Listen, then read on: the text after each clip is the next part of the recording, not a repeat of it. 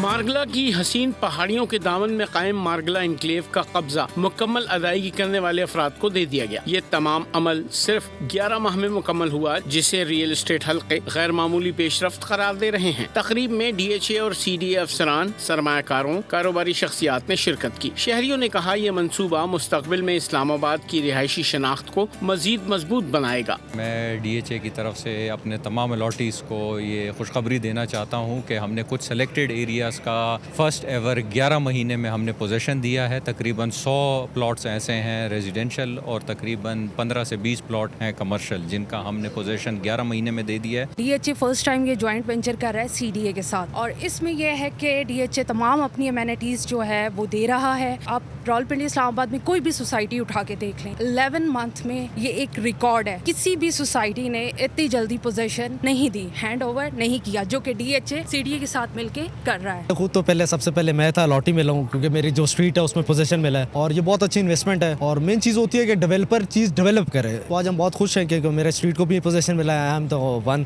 اسلام آباد میں جہاں رہائشیوں کو مسائل کا سامنا ہے، وہیں مارگلا انکلیو جیسے منصوبوں سے نہ صرف اس کو حل کرنے میں مدد ملے گی، بلکہ لوگوں کو معیاری رہائش مہیا ہونے کی امید بھی ہے۔ کیمرامین ہارون مغل کے ساتھ ملک سعید آوان، بول نیوز، اسلام آباد۔